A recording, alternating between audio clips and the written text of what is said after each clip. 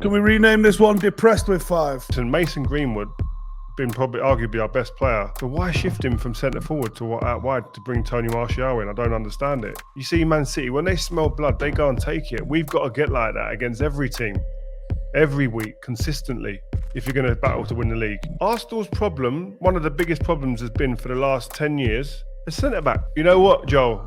It's mocking season for Arsenal right now. The absolute best you're getting is 9th. The best you're getting. I reckon we'll get 8th. 8th, I reckon you know, man saying I reckon we'll get 8th. But you asked me, innit? Sokin. They can never do it like I. When you see man pull up and slide, man stepped in a room with legends, Rio and Steve, you know it's a vibe. Check the podcast, what you wanna know? Don't ask me, go and ask Joe. If you're talking Premier League, he's on the front line and I gotta go. It's a vibe with 5, and you already know what it is. It's a vibe with 5, and you already know what it is. Vibe with 5, and you already know what it is. It's a vibe with 5, and you already know this. Guys, we're back with another episode of Vibe with 5. Not too much vibes going on at the Emirates. Maybe not so much so in the Man United camp, but we're here to discuss it all. Where should we start, guys? Can we rename this one Depressed with 5? Oh, yeah, featuring Joe Beya, Rio Ferdinand, and Stephen Howson. Big shout out to Sokin, our sponsors. You know, we've got a lot going on with them, etc. Rio, have you been using your Sokin card, first of all? Of course, man. I'm going looking to go away some point soon as well, so that'll be straight in the wallet and getting used on a regular basis. So yeah, man, I love it. It's easy. Again, no hidden fees, which is a massive part. I saw that advert that you did during the course of the week as well, all suited and booted and that, you know? Well, you know what it's like when you put on a suit, man. You go to another level. I go from like a 6.5, 7 strong to a strong 8.5, 9, bro, in a suit. So there's only a few of us that can do that. Hey, Steve, you going to use your Sokin card to get Man United 3 points or what? Mine's not here yet. I'm still waiting on mine. But I have got a potential trip planned very soon. Yeah. And yeah, I'll be using it over there when I go. Good stuff, man. Links in the description as well, so check it out. All right, guys. You lot are quiet, though. You know, last week you were happy, going all viral. Should we start with United or Arsenal? If we're going to start with United, yeah, and get it out of the way. Same story, different day. Like, it just, you know, your new season starts, and it starts off, and we done so well in the first day against Leeds, scored a few goals, Pogba 4 assists, hat-trick from Fernandes. Everyone thinks everything's going fine. And you do get carried away, man, because it's emotional. The game just takes you on the roller coaster, and we are on that constantly. But I just thought there was a new setting for Man United this season. And we go away to Southampton, who sold their best goal scorer last year, Danny Ings. He's gone to Aston Villa. And you think they're weak. And the Vestergaard, the centre-half's gone as well. You think they're going to be a little bit weaker. And when you go there and think this is the perfect time to play them, and we go and drop points, man. These are the games last season that stopped us doing better than we were. And these are the games this season we said if they win these games and continue how they were doing against the top 6, they have got a chance to win the league. I hope this isn't a sign of things to come, and this is the Achilles heel that was there last year. Steve, we spoke offline, right? And there's obviously some things you sounded like an angry manager. Like, I got to have words with Rio because I got questions for him on how we're playing. Like he was really not happy.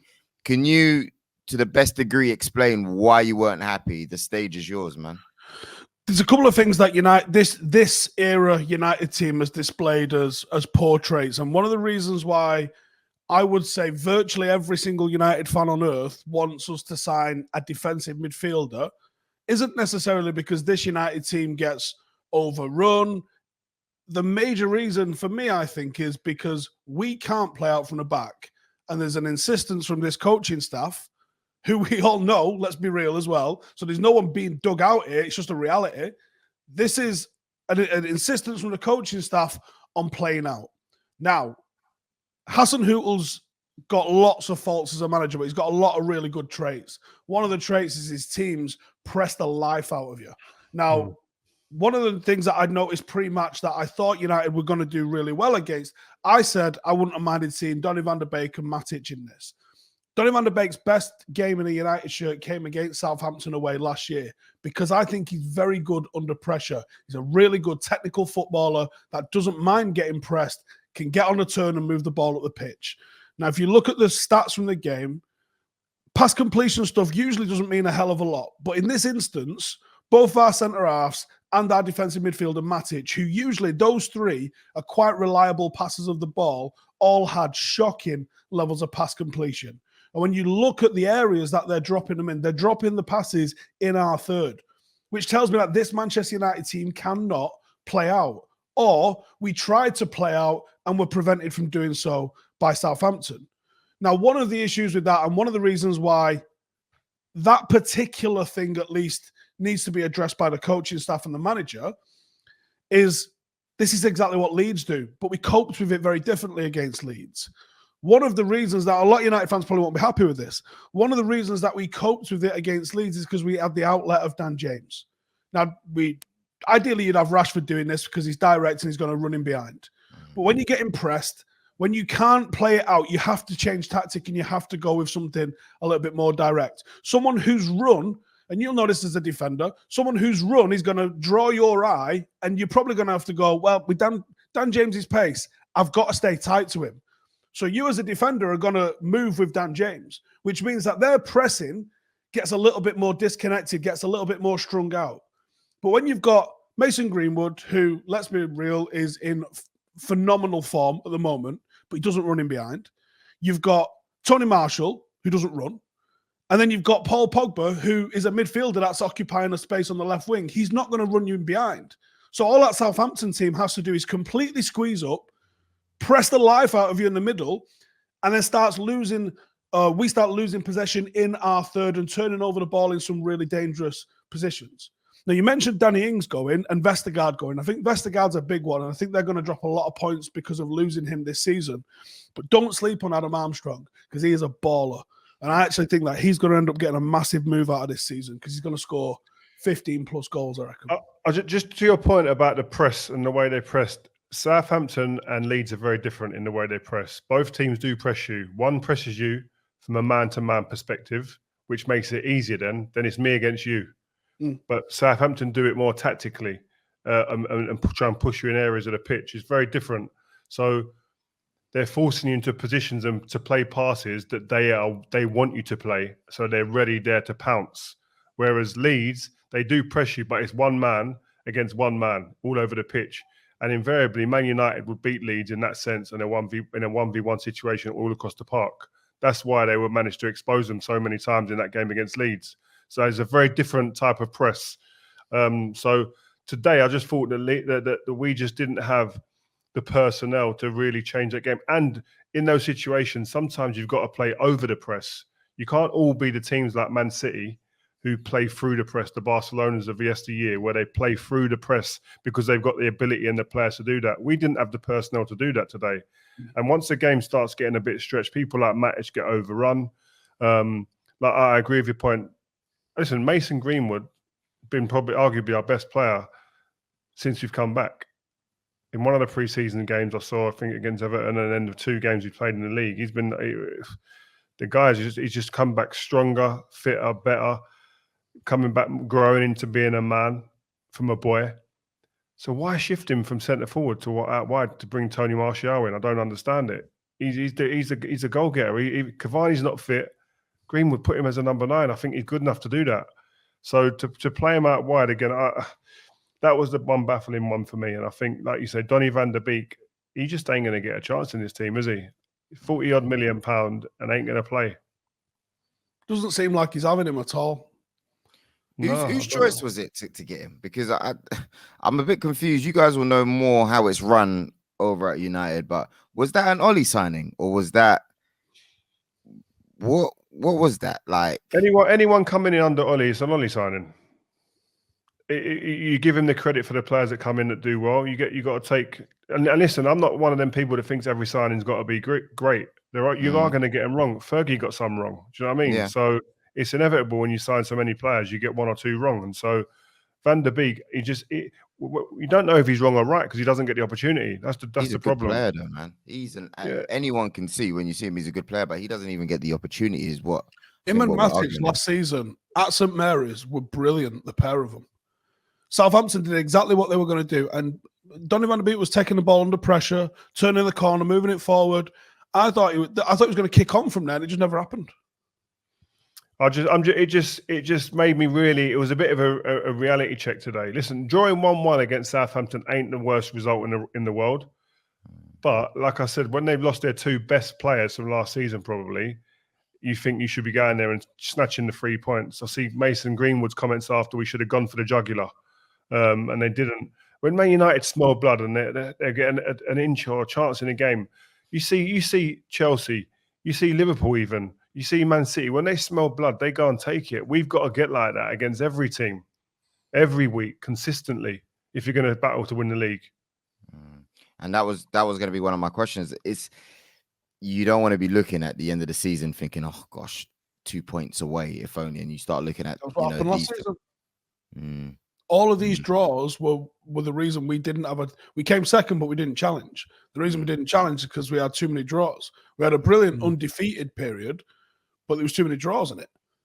Yeah, they got to turn. The talk in the change room before this season would have been, let's turn these type of games from draws to wins. That would have been talk.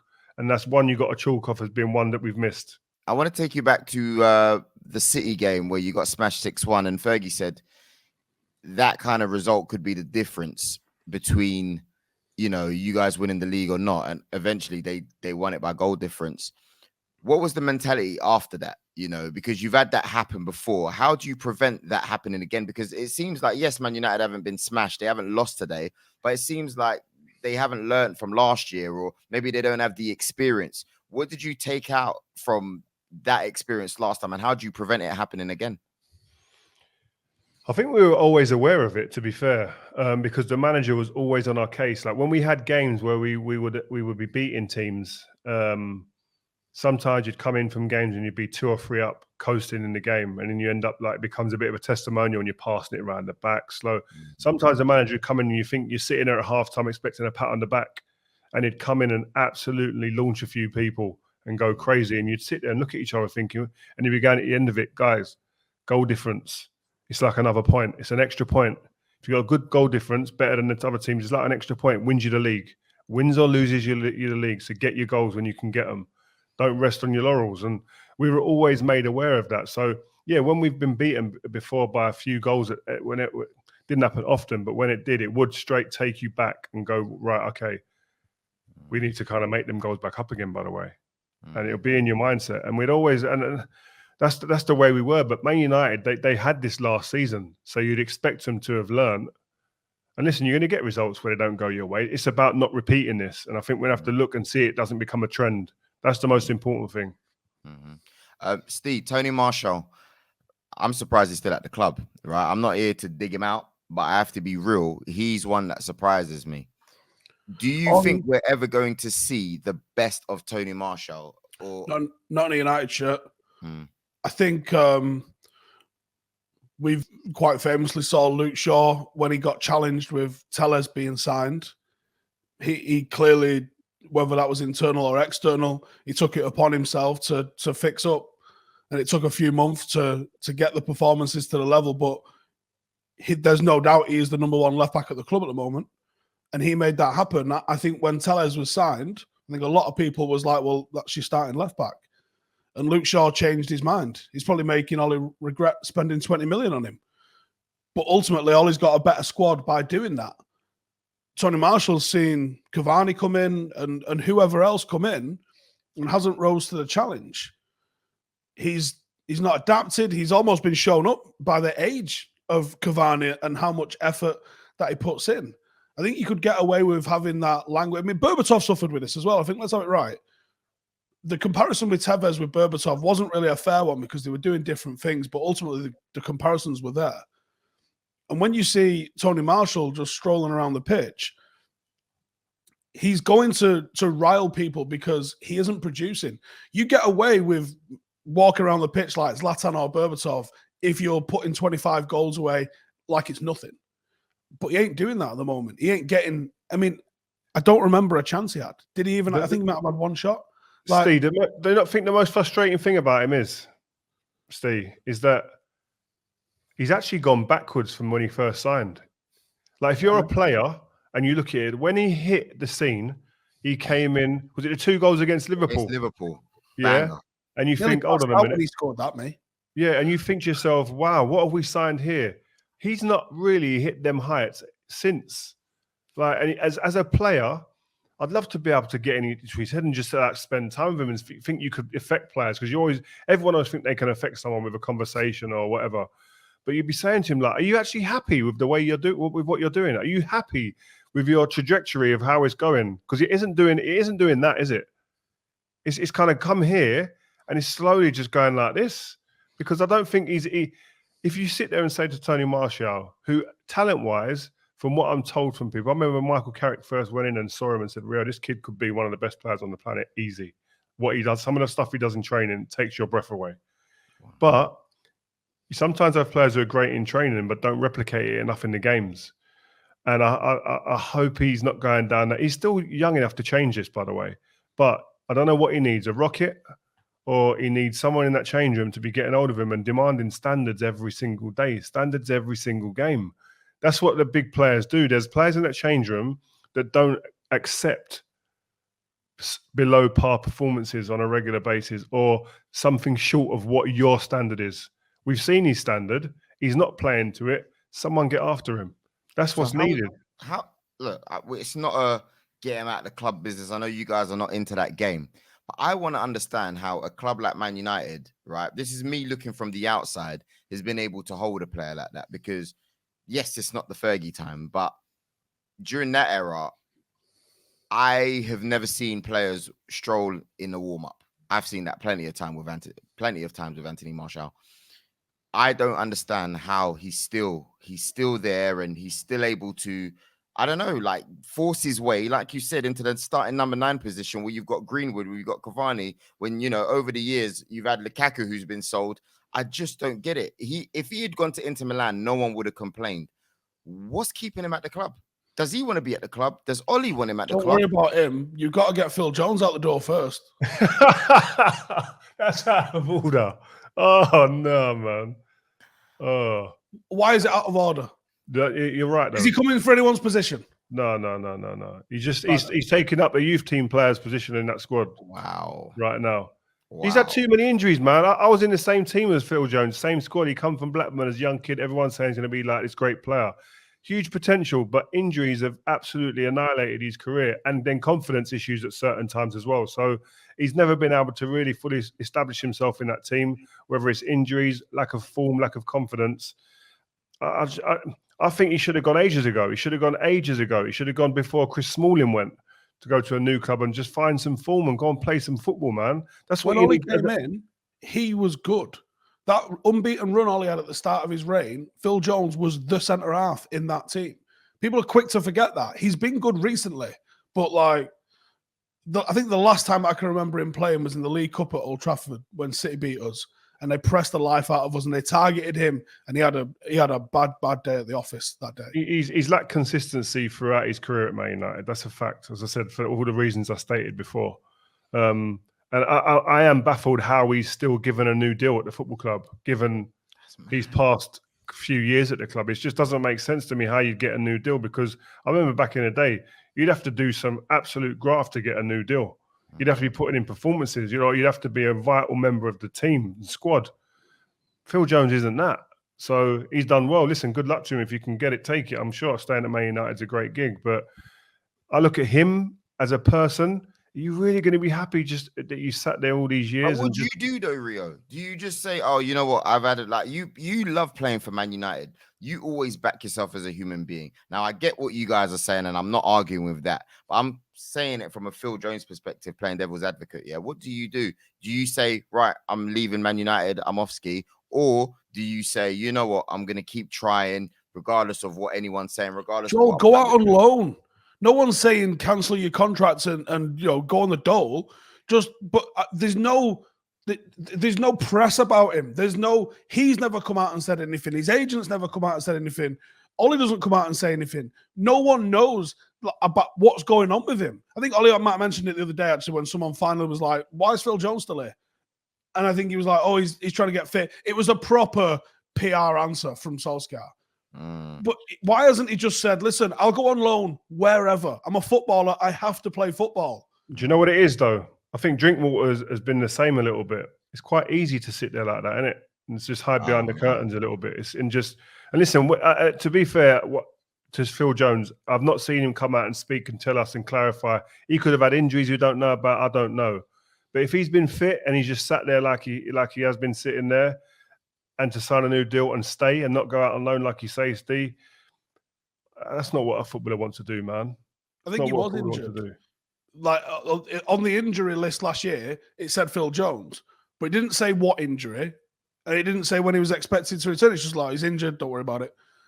And I saw an article at the start of the day, at the start of the season. It was like, this list will shock you. 9 United players that won't feature, and Phil Jones was number 1. And I was like, well, this isn't a fucking shocking list. But there are players in the game, man. If you look down the years, we'd have to try and work out a list for us for an episode. But they're happy to just sit at clubs and not play, and just chill. Winston Bogard done it at Chelsea for about 3 or 4 years. Do you know what I mean? Signed a big deal and just sat there and just commuted in and out from Holland. You played with anyone that did that? Who? Can you think of anyone that you played with that did that while you was there? I'm trying to think.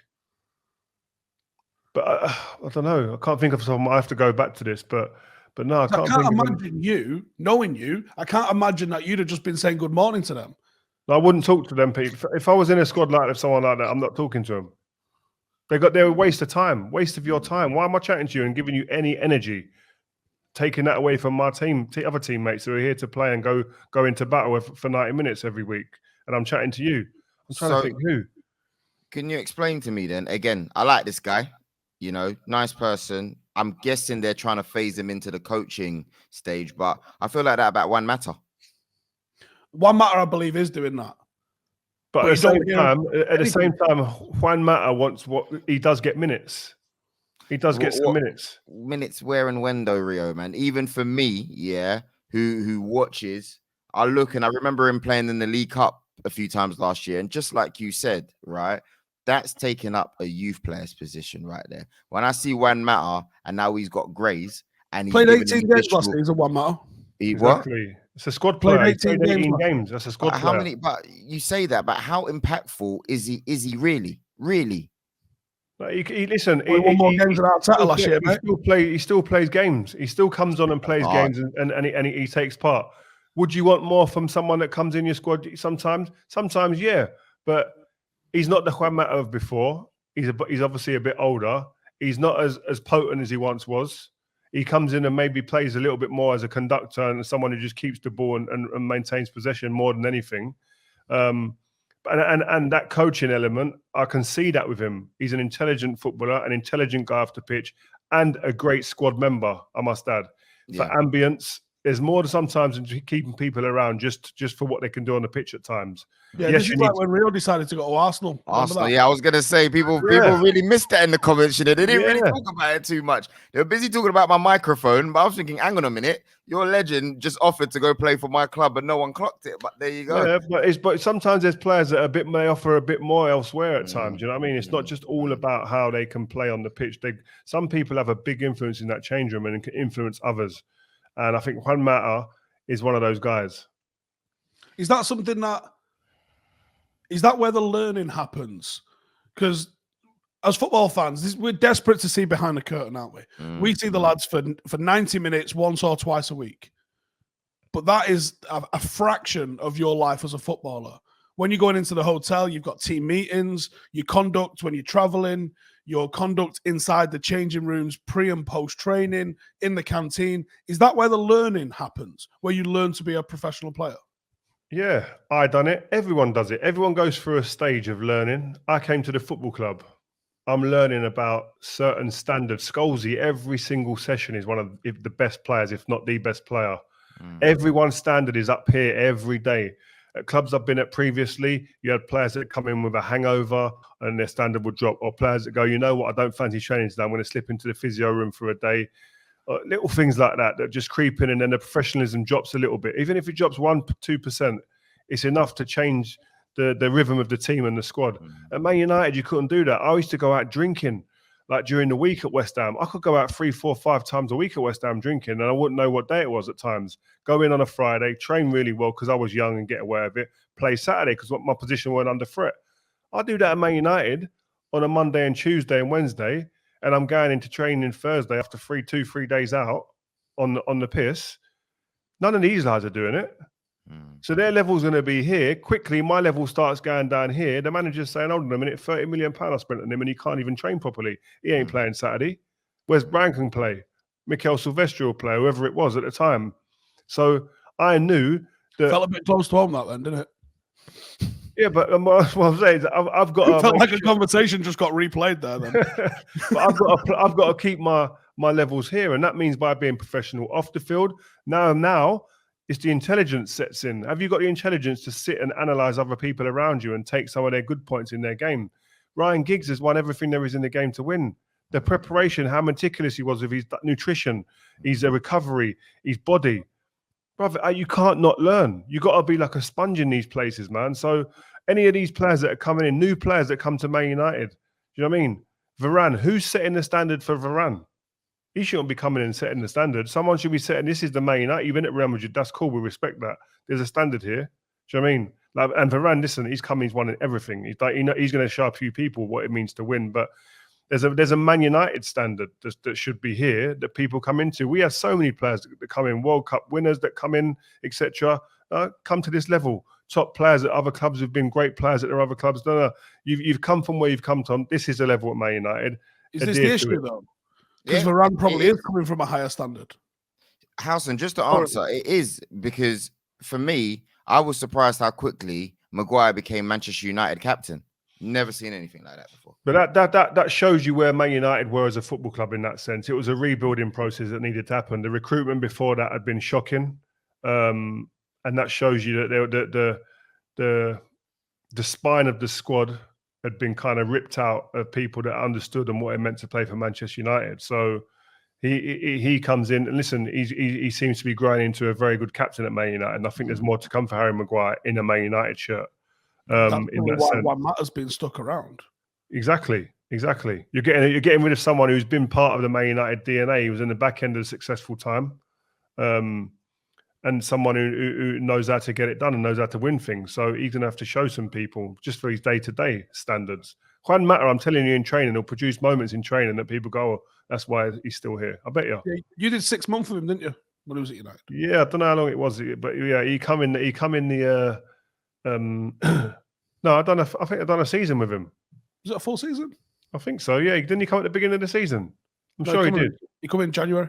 Oh, did he? Okay, so he come in January. 6 months I've done with him, yeah, under Moyes. What was he like? Lovely guy, man. I'm not surprised he's still at Man United because of the way he carries himself. Never a minute's trouble for anybody. Polite, punctual, works hard, goes about his business. Look what he's done in a Spain shirt. It says it all. Yeah. I mean, he does poems for you lot as well, I noticed. That's something that I know. He writes poems for the Man United fans and stuff like that. He's taken into you lot's culture massively, to be fair. He's always, you know where our studio is, the part of town where we are. He's always around here. He's all really? A restaurant in town. You know, I believe when he was not signing his deal, there's some stuff that he was doing with his family locally where you go, I don't think he's going. I think he's put roots down, I think. So... Yeah, definitely. All right, guys. So we've had reminiscent times about Man United. Let's quickly move on to Arsenal and then talk about all the other teams. You guys can take the lead because I don't really feel like speaking to you. But can we just say the scary prospect of a fit, evolved Romelu Lukaku today? That hold up play that we were seeing from him, he didn't go Italy with that in his back pocket. That's new. Was it new, really? What's new? What's new? His hold-up play. I disagree. No. I think he's had that. I just think the team at Man United didn't really play that way. They want to play to run in behind a lot of the time in them games at Man United. I still think Lukaku's hold-up play outside of the box sometimes leaves a bit to be desired. But when you play the ball into him in and around the box, my man's touch is like glue, and he bullies people. He was like a sixth former playing against first years today. That's what he made the centre backs at Arsenal look like. They didn't know how to deal with Murray him. doing on the floor, Rio. Yeah, Mari was an embarrassment. They didn't know what to do. Mari tried to tackle him in Chelsea's half, right? 2-footed behind him and got a yellow card. And he thought that was a good thing. I thought, are you mad? Listen, the way that they defended against him, someone's not where's Per Mertesacker or someone like that who's a centre half who's in the building? Please tell them what to do. Like, before the game started, you tell him he's too big and strong for you. Do not start trying to get into a battle physically with him. Sometimes let him have a touch of the ball, then you hit him. Or don't let him grip you and then he can roll you. He's going to control the whole situation. He could have scored 3 or 4 goals today. He could if the ball had bounced right. He could have. He'll be disappointed with that, if I'm to be honest with you, in the sense where it was an amazing debut. And I looked at him and I just kept thinking, I can't believe Man United have let this guy go. He is better than... We didn't let that guy go, though. No, you did. I'm sorry. Like, I'm not going to I act think like I know everything. Done everything in their powers to put it into a situation where he couldn't stay.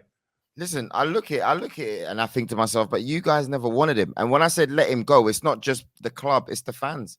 You guys were busy talking X, Y, and Z that you didn't see what he had when the problem wasn't really him. I'm not saying he was always great, and yes, some people might talk about his touch, like you said, but Rio, the guy scores goals. It took him 10 minutes. I don't think that he was the. Ollie said, I think if there's a quote out there that Ollie said he wasn't suited to the way that they wanted to play football. That's it. But I don't care whatever happens. Lukaku's getting you 20 plus goals this season, easy, without a shadow of a doubt. He's in my dream team straight away. And I saw him sign. That was it. I know he's getting 20 plus, but especially when he's playing against Arsenal. But the thing is like, it'd be interesting next week when we see him against Van Dijk. Yeah, we'll see him against Van Dijk, someone who can handle him physically, who match him step for step pace wise, and who's cute, who's intelligent defender. These men who played against him today at Arsenal, this is what baffles me about Arsenal, yeah? Arsenal's problem, one of the biggest problems has been for the last 10 years, a centre-back. And then we just went and spent 30 mil on Ramsdale, yeah? When we need a right-back, we need a centre-back. Now, don't get me wrong, yeah? Our starters, Rio, will be Gabriel and Ben White. Obviously, Ben White got COVID today, right? So, unfortunately, that happened. But I still feel like you're right. We're lacking short in that area because as soon as one of them goes, we're in trouble. Back in the day, we had Toure. What'd you say? I still don't think that's good enough. Trust me. It's not. That back line, them two playing centre back as well. Yeah, I think still gets bullied physically. Ben White's best attributes. Yes, both of them get bullied. Trust me. Physically, Ben White. His game isn't about physicality. His game's about reading situations, a bit like John Stones, yeah? And he's younger, and he's still wet behind the ears. You've got to remember, even last year when he was playing at Brighton, when they played a back three and everyone was fit, he didn't play starter centre-back. You know what I mean? At Brighton last year. Listen, he has potential. And I'm not saying that they shouldn't have bought him, but £50 million, and all I'm saying is you're not getting a ready-made Premier League certified proper defender. You're getting someone with potential who's going to grow, you hope, grow into that for the potential that he's got. So that's my problem, Rio. We've bought all these players that we've bought. Tavares, Lokonga, Ramsdale. They all look like they're players for the next 3 or 4 years. Like 2, 3, 4 years, you'll start seeing them play good. Joel, Arteta's being smart, mate. He's building a team to come straight back up. That's what he's doing. Piss off, Steve. Let's live it easy. Yeah. Nah, piss off, Steve. Like, all of these. You'll only spend 1 year there. You guys, do you know what the Chelsea fans? Hold of them. The Chelsea fans were chanting at us, like talking about we're gonna get relegated, like mad chance. Like Arsenal, it was crazy. You know what, Joel? It's mocking season for Arsenal right now. This club is finished.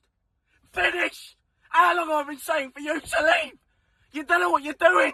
You're a lost soul, mate. How much have we spent this window? 129 million on a B team. Someone said an anti-bullying campaign for Pablo Mari, because honestly, He got absolutely violated by Lukaku. The tactics are wrong. We got as much identity as John Cena. Exactly. You can't see me because there is none. 19th in the Premier League. I don't care if it's after 2 games. Honestly, we're in shambles. Arteta's about as much good as a chocolate fireplace when it comes to management. You've gone up a place, though. You know, So, It's troublesome, you know, because normally I've got comebacks for days and stuff like that. But I'm sitting here and I'm thinking we've spent the most in the transfer market, right? You bought a goalkeeper, Joe. Joe, you bought a goalkeeper that's been relegated for the 4. Yeah, he's not Dean Henderson. When Dean Henderson played for Sheffield, they stayed up.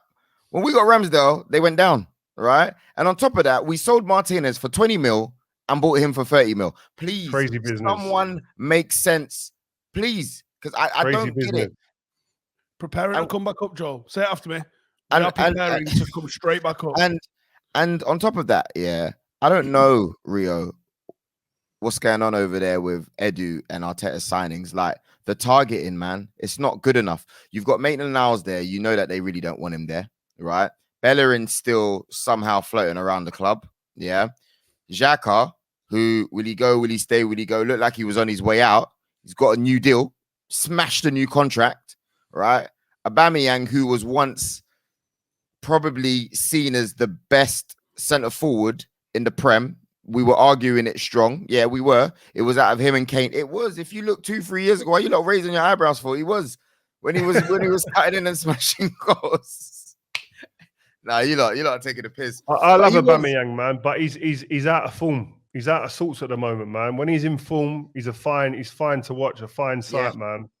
But he's just out of form since he signed his new contract, man. He's just gone missing in that sense. He don't look someone who's likely to really take a game by the scruff of the neck to get you out of a position. Now, at the moment, you're looking at the youngsters in the squad to bring you out of situations. Emil Smith-Rowe looks like the one who's going to create something for you guys. Yeah. After him, I don't see really nobody else. Saka has his glimpses here and there. But anyone else, Pepe, I don't know what he's doing. Lacazette, not firing. Like, your experienced players ain't like firing for you lot, man. And the players that you're bringing in, they're not doing it. And I just don't know what's going on, man. If you're an Arsenal fan, you're watching from behind the sofa these days. It's Joe Beya representing for 5, and today we're here at the Emirates. First of all, it's a pleasure having Mr. ESPN himself. It's my pleasure. Julian. I like Odegaard because I think Arsenal need a playmaker like him. He's a very different profile to Smith-Rowe. I don't understand why it's the Odegaard or Smith-Rowe debate. Both will play together, and I think they can play really well together. To be honest with you, come on, not really happy. Really? Yeah, but I feel like we could have used the money wisely. I still feel like we need a right back. I still feel like we need a centre forward, another centre mid as well. But the question is, my bro, where are we finishing? Listen, let's ask other questions. Because we're trying to. This is a happy, safe space. It's a safe space, We're not trying to upset anyone right now. We're not trying. We're just trying to eat jerk chicken and catch a vibe. Risky roads. Do you know how many hours you took out of my life? Brother, imagine how many it was of mine. Yeah, them DVDs are absolutely legendary. We got Odegaard, though. Give Arteta the call, Rio. See if he fancies you at centre half after Wenger said no. We got. What's your thoughts on Odegaard? I told you last week, you let Willock go. He had more goals and assists than him. Yeah, that's what I mean. I'm the same. I'm seeing some young players in the younger squads, in the 23s and the 18s, who I'm thinking, right, they must get a chance the way that this team's playing. Do you know what I mean? So there's some really good players coming up through the ranks. But like Willock's a great example. He got more goals than any midfielders last year. Can't get a game, flung out the window to Newcastle. Make it make sense, man. Yeah, and then we went and got Odegaard. I just don't get it, man. I don't get it. I like Odegaard. He's a nice footballer, but he's nice, but we've just got rid of Willock. Do you get where I'm coming from? We could have saved the money. Do you know what you are? You know what Arsenal are now? No edges. What? Like little snooker balls, just round and smooth. No edges. Do you know what you lot are? I think your Arsenal are a very fluffy team who you'd like to play against. That's where they are now. What? No cojones, like what Troy Deeney said. Soft around the edges, no real devilment about them. No, there isn't a nasty edge to them at any point. Like a souffle. And I think you could beat them 5 or 6-0, and you still get a smile and a handshake at the end of the game. Yeah, they're built differently, man. I see today when I was at the game, group chats going off. Steve's going, oh, Martinelli, he's a championship player at best. You're taking the mick. You know what I mean? I'm not going to say that he's been great, right, since he's come back from injury, but he's not a championship player.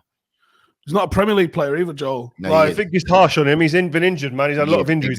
Exactly. He is. I think it's right now, Greenwood's winning the Martinelli-Greenwood argument. I'll give you that at the moment. One. Right now, he's winning it. But there's still a dangerous player That's in there. like Man. if I race Usain Bolt in a 200-meter race and he gets the well for Brazil. Start. He's not winning. He's won. Joe, the Martinelli, Mason Greenwood argument, it's not about that. It's Martinelli's got to win the Arsenal argument one first, and then we can start putting him against other. He needs to stay fit. He's gonna be. I think he's got talent, man. But just moving it out, because you was trying to take the mid there, tried to nice it out with. I always say it. People see me in the streets, and say, "Rio, man, you're gunning Arsenal all the time," but like. They don't give you anything else to do. They don't give you anything to shout about right now. And like, I'm only being as honest as I can. And I always say this, I actually respect and like Arsenal, the football club, when I was playing. As much as the battles we had, I respected the football club, man. Right now, man, Arsenal are fighting to keep respect on their name. It's true, man. I like Kieran Tierney. I think he has that within him. I'm injured worried, again. Though. Injured again. Yeah, but he's not usually injured though. I mean, yeah, he had an injury last year. But wait, guys, wait. Let's big him up in it first before you try to bring him down. Like that's a player with heart right there and great ability. Hopefully, he's not out for too long. I haven't really been able to see because I just got in, but needs to stay fit again. Needs to say it's great talent, great player. Can't stay fit. So where do you reckon we'll finish, guys? Probably top 10. I'd be happy if I was your top 10 with you lot. Now I need a number. I reckon you finish ninth. Southampton like that. Ninth. They're not finishing 9th, Rio. I think they'll finish ninth. I'm not even going to ask you, Steve. I'm not even asking you, man. You're not finishing in the top half. I will go very strongly on that. You are not. Let me look at the league table right now. You're 19th right now. It's 2 games. You're not even. You're not finishing above Everton. They've already got 4 points on you. You're not finishing above Everton. You're not finishing above Spurs. Brighton scored a goal today, so you're not finishing above them, right? No, you're not. Brighton will bang up Arsenal. Brighton right now will bang up Arsenal. Stop it, man. Now you lot are playing games, man. Stop it, man. Stop it. Hey, Brighton will be a problem for you lot. Nah, they won't, man. Stop it. What do you mean? No, they wouldn't. Are you mad? Did you not watch the Brentford game? He still thinks it's the 0-2 Arsenal, the 0-2 on the shirt. Are you still thinking? Right. No, they won't. Brighton would smack you up, bro. United, City, Liverpool, Chelsea. Are you finishing above any of them? I'll save you the. Go on, say that again. Name it again. Name who? Name United, who? City, Liverpool, Chelsea. Are you finishing above any of them? Okay, United, City, Liverpool, Chelsea. No. This isn't a long answer. This is okay. No. Go on. Go on. Right. Are you finishing above any of them? No. Right. Leicester. Spurs. No. Leicester. No. You don't know if we're going to finish above Spurs or not, so don't try it. You don't know. Everton. No. Because they won their first 2 games. I don't see Nuno staying there a long time. I don't. As soon as it goes pairs for Nuno, he'll be out the door. I'm telling you. Why are you bringing Tottenham into this? Every Arsenal fan does this. I'm telling Spurs you. This. No, but this, look, guys, banter aside. Right. Yeah, Everton, you're not finishing above Everton. I think we can finish above Everton. Do you know why? Wait. Let me explain myself. The reason why I reckon we're going to finish above Everton is because I reckon, despite the results, as soon as it goes pairs for Benitez, it'll be out the door. And them guys, they're up and down at the moment, man. So, yeah, it's not going to last. You're not finishing above Everton. They got 4 points, mate, out of their first 3 games. Yeah, 2 games. Come on, guys. 35 games to go. Let's calm down. So 36. My bad. There you go. Well, you lot need to do something because, boy. Look, the absolute best you're getting is 9th. The best you're getting. I reckon we'll get 8th. How? 8th, you know, man saying I reckon we'll get 8th. But you asked me, innit? But it was like, I didn't expect an Arsenal fan to answer that question like that. I reckon we'll get. Do you want me to start moving like Ty and just start saying wild stuff? You already have 8th. Oh, mate, I Not swear finishing in the down. top 8. I reckon we'll finish 8th. I reckon we will. Do you know what? I Because can't even not laugh finishing this in the week. top 10. I can't even laugh this week because Man United like just put a dent in my confidence. So I can't No, laugh too much. Thank God for Arsenal, because they're always. So why are you way comparing worse. yourself to us then about thank God for Arsenal? You want to talk about how we are with Can Tottenham we and just whatever? talk about? Can we just talk about how good Tuchel has made this Chelsea team right now? Oh, yeah. No, Yeah, because no, they're solid. They're solid. No. I honestly think whoever finishes above Chelsea win the league this year. Can I ask you? Yeah. Can I ask you? Yeah. Obviously, respectfully, yeah. But is it a bit awkward when you speak to Frank Lampard about Chelsea now? No, you know what? I'll be honest. I have sent him the odd text saying, "Rah, you must be wanting to launch the TV. Like how do you can't be wanting to watch this type thing?" Because I know he's like me, bro. He's like me. It's hard, man. Frank. No, but it's hard. Steve says Tuchel's awesome, innit? Do you agree? No, and Frank's respectful, and I think he's honest enough to know that like he would be saying about Tuchel, like, no, he's done an amazing job. But at the same time, I'm sure Frank's sitting there thinking, well, I didn't see these certain man performing like this when I was there. But then it's about Frank looking at himself, looking at his tenure there. Did he approach things the right way? I'm sure he's doing all this. He's looking at, could I have handled that situation better? Could I have handled that player better? That's what Frank will be going through. And he'll be looking to make sure he rights the wrongs from his time at Chelsea. But you can't do nothing but respect and pay homage to what he's done, Tuchel, since he's come in there. And Rudiger, look at Rudiger. He's a beast, isn't it? He's arguably, since Tuchel's come there, been the best defender in the Premier League. Him or Diaz probably in that time. He's been unbelievable. Like, he's like an animal. So Tuchel was getting some change and different type of change out of some players. Jorginho's gone to a new level. Do you know what I mean? Mount's doing exactly what he was doing under Frank. What? Did you get some stick chatting about Jorginho earlier on? Who, me? Yeah. Oh, yeah, I've seen a pretty good meme, to be fair. Yeah, flying around. Rio was chatting rubbish about him. To be fair, I don't think you slagged him off. No, he was saying some stuff, and then it came back around. The Chelsea fans have got hold of it. It was either him or Kovacic. I can't remember, but they're onto you. They're onto you. We need to find the meme. Do you know what it was? What? It was that he in his previous time at Chelsea, since Tuchel's come, different player for me. The way he plays, he passes the ball forward now so much more, and he plays a little bit higher at times. So his ball now is into the final third to hurt teams. So there's a difference. I was saying before, he's not really affecting the game in terms of opening teams up or playing some breaking the line passes as much as he's doing now. He's doing that far more often than I've seen him before, and he's impacting the game. And he was being left isolated in previous teams. Whether it's Sarri's team, whether it's Frank's team, I felt he was being left isolated at times. Kante wasn't around him as much, filling the gaps. So when the game spreads and gets a bit open, the team under Frank and probably Sarri at times was a bit more open when they had possession sometimes and even out of possession. As soon as the game gets a bit open around Jorginho, you might as well bring him off because he can't move, he can't run. But in the team he's playing now, much more compact. You look at the game today when they pinned Arsenal back when they had the ball. There weren't big spaces between any of the players in their team. That helps him, and I think he looks an unbelievably different player in that system. Same with Italy. Don't get left isolated. It's funny because Kante didn't even start today, and they did not miss him one bit. He almost won man of the match when he came on, though. Did you see him? He was unbelievable. Moving mad. But I was looking at it thinking, this guy didn't even start. Like, it was unbelievable, man. But yeah, you know what?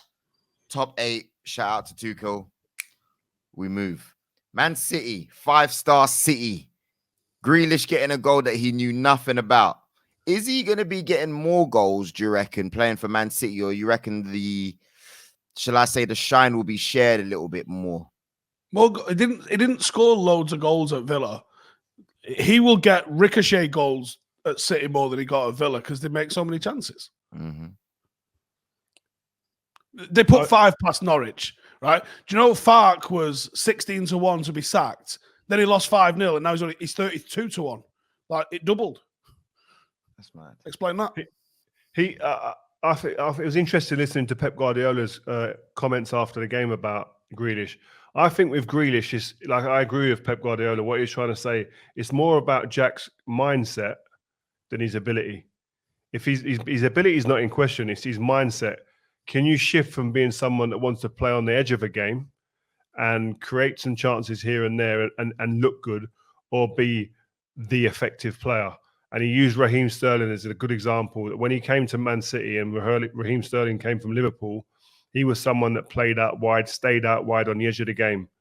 You get your goals in and around the box. So when the game's developing, you're not hanging out wide. You're not playing deep.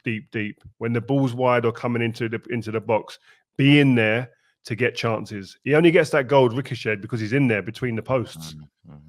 Where was he really in them positions when he was at Aston Villa? Weren't there as much. Always He's at gonna the have edge. so Always many on the left. opportunities. Always at the edge. Yeah. Yeah, so I think it's all about a mindset. If he makes that shift like Raheem did, you look at his, in terms of goals scored per season, just gone up completely. Gone up. I think last season went down a little bit, but for the 3 years before or prior to that was going up and up and up.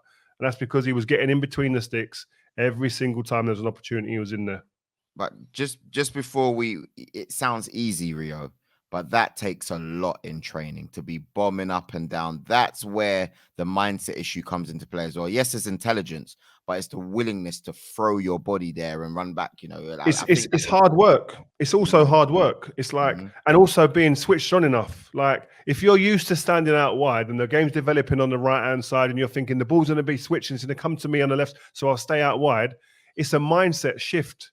That's what he was talking about, Pep. You've got to, when the ball, actually, I've got to get in the box. That's a bit different to what I'm used to, but I'm going to get in the box. And if you don't make that decision quick enough, you miss out. And it's about switching on quicker and quicker and quicker, getting used to seeing the pictures day in, day out in training. And I'm sure Pep Guardiola, from what the guys tell me and speaking to him in a couple of interviews that I've done with him, in training, he's very hands-on. And those situations that we're talking about in identifying when to get into the box will arise in training. And if he's not doing it in training, he will be told. And then it's about an intelligence. Are you intelligent enough to understand when and where you're meant to be on the pitch at the relevant times? And if he gets that, I think you will be looking at £100 million well spent. But saying that though, Raheem Sterling, right? He had to start off on a bench. This could be a make or break season for him at City, you know? And you're not trying to get him on loan? Yeah. Yes, he's not coming to Arsenal. Raheem can't go to Arsenal. Who said that? That's what he just said. No, that was like 4 years ago. Get him on loan. Yeah, that was like 4 years ago. We were trying to sign him up. No, I'm talking about like last week. Nah, get out of here, man. Even I don't believe that. But yeah, Raheem Sterling has to play in that team. I think. I don't think they. I don't think City can't let him go. No, but where? I don't think Pep's having him, me. I don't know why. I'm not questioning Raheem, Rio, because I'm with you, right? But when you're looking at the acquisition of Grealish, where? Even if you look how they started the other day, they had, if you're looking at their forward, they had Bernardo Silva, Hernandez, they had Gundogan, Jesus, Torres, Grealish, right? Where? Because they might be getting Harry Kane as well. I don't know. I just think that Raheem's the only one in that team that runs behind. All right. The only one who gives them that direct pace to run behind and change a game from when it's not going well with the tiki-taka football. That's not true, because Mahrez can do that as well. So that's not off true. the ball. Without the ball. Not off the ball, but you're talking about tiki-taka into play, etc. Mahrez can do that as well. No. I didn't say that. I'm saying when it isn't going right with the tiki-taka, then they need to go long, like behind and run off the ball and run behind and stretch teams. Cool. Without the ball, no one does that as well as and consistently as Raheem. Yeah, but listen, I think there's a place there for Raheem. Whether he's going to start every game and the manager's going to want to change it around more this season than usual remains to be seen. And then it's another question: is Raheem willing to sit there and do that?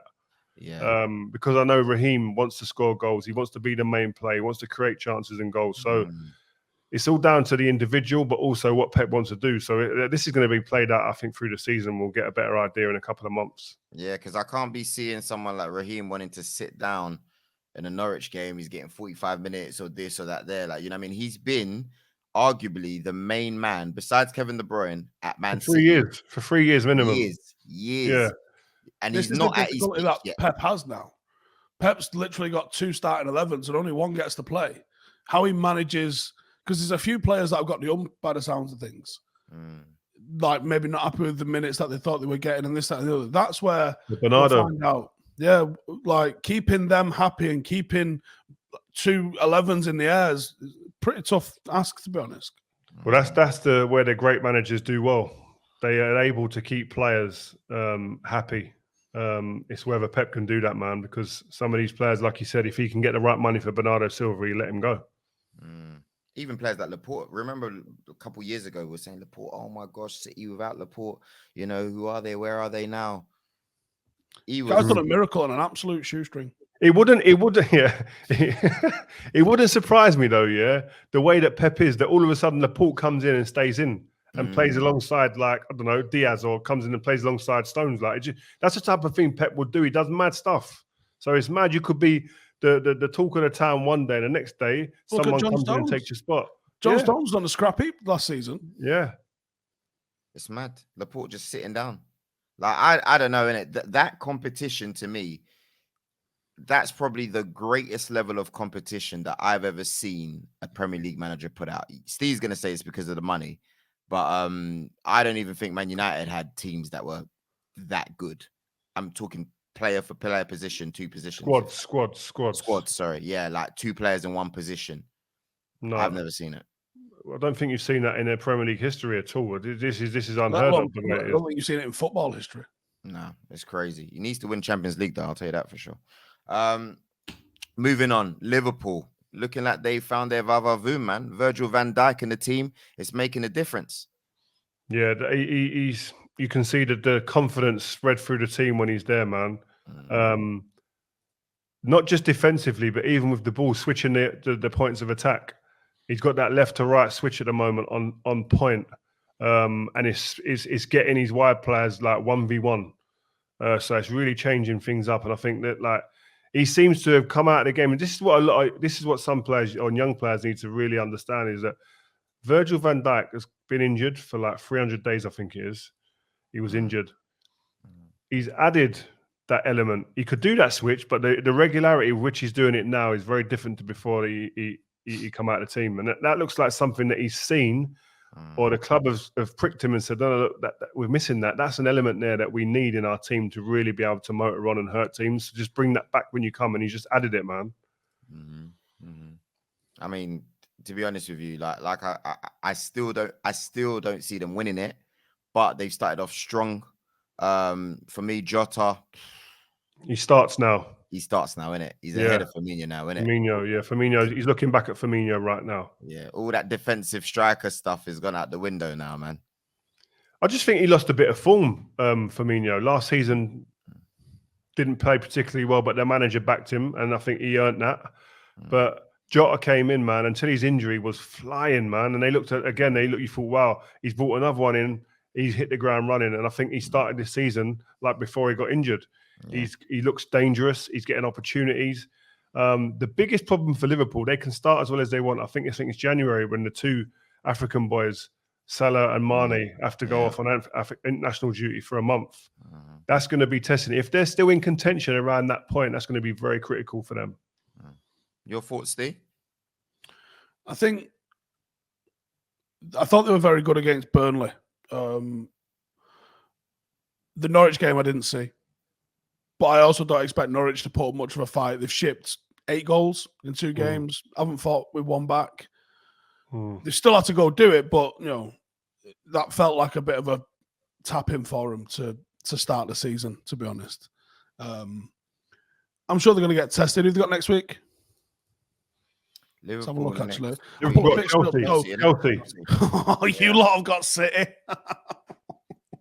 Arsenal will be, after 3 games with 0 points. Liverpool have got Chelsea. That would be a good test. Yeah. Lukaku versus Van Dijk. We'll see how fit Van Dijk is, by the way. We'll see how fit Van Dijk is, and we'll see where Lukaku is. Oh, I'm very excited to see them go ahead. You lot got next week? Wolves. We have got Wolves on Sunday. Away. You better get 3 points. Yeah. Don't worry about us, man. Don't worry about us. Because you lot want to worry about us, like Arsenal. No, but you're bottom of the league with 0 points out of 2 games. You need it.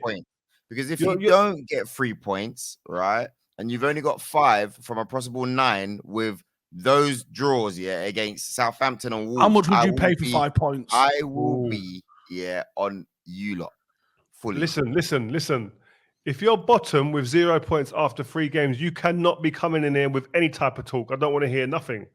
Come in here with a balaclava on. That's it. With 0 points. This Manchester City team's going to steamroll them going backwards. No. It's getting late, boys. Right, Shout I'm going to see who you've got in round 4 to see when you might pick a point up. Let's have a look. Oh, you got Norwich. You get a point there. Norwich will do you lot. Bottom of the table. Bottom of the table. Scrap. Disrespectful, you know. Bottom of the table. Scrap. You'll get revenge on them next season in the Championship. You lot, man. You think you're funny. Anyway, you know what? That's fine. Oh yeah. By the way, Tottenham won back-to-back.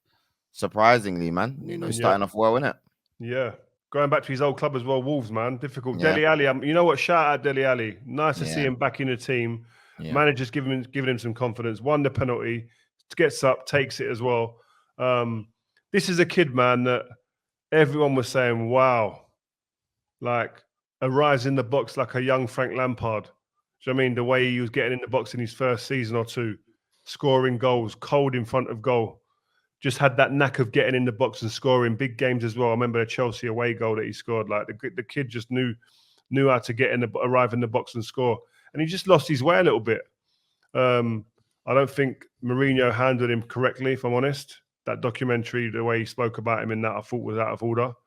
But he's shown some character. Yes, we're 2 games into the season, but long may it continue that he's in there and starting to turn things back on his way because there's no doubting he's got talent. I just think he lost his way. Are Amazon documenting this season for you lot? Yeah. Whatever. Was it called? It's called All or Nothing, isn't it? Yeah. There's people have been saying it should just be called Nothing. Like, but going back very quickly, Rio, before we wrap up, see the Dele Alli point. Were you not happy that he had said what he had said and it came out publicly? Or do you reckon, because I think he was trying to use that as a way, I'm not saying it was right, but I think he was trying to use it as a way to spur him on. You know what Jose would have done in the past? Because for me, and I'll be 100% honest, I felt like if I was Dele Alli, I would have been embarrassed. Not embarrassed because of what came out, but to me, I was watching that documentary. Maybe it was edited differently, but it looked like it was funny when people were saying, you guys, you don't train very well, or whatever they were saying. They were getting at his training, and it looked like a bit of a joke, a bit of an inside joke. Me, I'm not no professional football player. Let's just take what I do. I will be embarrassed and ashamed if someone's to come to me and start making a joke and you go, you, Rio, say to me, you don't really work that. We know Joe likes to sleep in a little bit. I can't be having that. That's not part of my reputation. So as far as I'm concerned, yes, Jose might not have handled it properly, but as a footballer, the talented footballer that Dele Alli is, I think he should really take from that. And I hope he did. You can never be accepted and happy to be called lazy, even if it's a joke. I think being called lazy as a footballer is like one of the most disrespectful things you can be called. To do with your profession and to do with your art and to do with what you do on a day-to-day basis, your job. To be called lazy is like, wow. Like, and yes, he would have been embarrassed. His pride, his ego would have been shot to pieces. And to do that on a public forum in a documentary like that went everywhere, that's something that could potentially follow a player for the rest of his career. That's where I thought it was out of order, where it's dangerous. Yes, I think Jose wants to prick him in public, wants to get a reaction from him, etc. But there's a fine line between doing that and actually going over the edge and really 2-footing someone and putting them in the floor. And I think he potentially could have done that with this young player. That was the risk that he was taking. I don't think it was a risk worth taking with a young player of that talent. Listen, and who knows? We weren't in the training ground and don't know. Jose could have gone in there and gone, what is going on with this kid? I like this boy before I got here, but the way he's training is a disgrace. Have that out with him in a one-to-one. I get that. And there's other ways in the public that you could talk about him, etc. But to really go against someone's training and work ethic, again, like I say, that can really affect someone for the rest of their career. These reputations are easily got. They're very, very hard to shake off. Yeah. No, isn't that Jose's issue lately, though? Is that he's been missing with, especially his man management. He's been missing more than he's been hitting lately. Yeah. last couple of jobs. It seems like he's rubbing people up the wrong way more than he's inspiring. Yeah, he's picking fights at the club with certain people. Paul Pogba, he done it with. Paul Pogba won that one. Dele He Alli won today, by the way, Roma. Dele Alli outstayed him at Spurs. Luke Shaw outstayed him and said, "You know what? When you're gone, I'm going to rebuild myself and come back and become the best left back in the league." Done it last season. So there's a lot of these fights that he's picking that people are rising from when he leaves and rising from the dead almost, it seems. So for him at Roma is a massive job now. This is almost like make or break for Jose. How many more chances is he going to get? Do you know what I mean? Just one, by the way. Yeah, no. It's a huge opportunity, but it's a huge window for him here to actually go, you know what? Is it the old Jose back? The new reincarnated one? Or is it going to be what we've seen the last couple of seasons where he's been? Because he hasn't really particularly done really, really well in the clubs that he's been at. Yeah. His reputation in Italy is very strong still, though. Yeah, because he ain't been there. Well, he left it with a treble, didn't he? And that's seemingly... And that's what they can never take away from Jose. He goes back there a king because of what he done at Inter. It's unprecedented what he done there. Phenomenal. What a job that was at Inter. Yeah. But we can say he done at Real Madrid, the job done at Chelsea. But this is all in the past. And I know Jose is one of them type of guys. He looks to the future. The real champions don't keep looking back and thinking about what I've done and resting on what they've done. It's about looking forward, and he'll be looking to really do something good and strong at Roma, I'm sure. Yeah. Guys, we've come to an end. We've given you guys over an hour. We've come back hard this season. You know what I mean? We're going to games. We're doing what we can. Make sure you stay tuned. What was that, Rio? You look like you was going to say something. We need to get another support from another club on at some point, man, because Arsenal getting peppered right now. What are you trying to say? That I can't handle it? No, you can handle it. It's good, but I don't like just Arsenal being the butt of the jokes all the time because it's not right. I'd like to get someone else on, not to be butt of the jokes, but just give it freshen it up a little bit. Do you know what I mean? Yeah, no, it's true. You said a lot without saying a lot there, Rio. Still, you have to correct yourself. But you said a lot. It's all right. It's all right. It's all love. But yeah, no, for real, please let us know. We need to come up with a system, though, so we can get the fans on. I don't know if we're going to do that on social media. Follow the social media pages and stuff like that. And keep commenting in the comment section. We'll try to get you guys on for sure, man. And you know what? Don't worry as well. We've got some big names coming in the pipeline. They're all sorted. The season's just getting underway. The people are coming. They're on the pipeline, man. So be ready. For sure, man. New intro songs, as you can hear. You know what I mean? Feeling it. Joey, well done, guys. Bruce with the edits. Mike, we love it.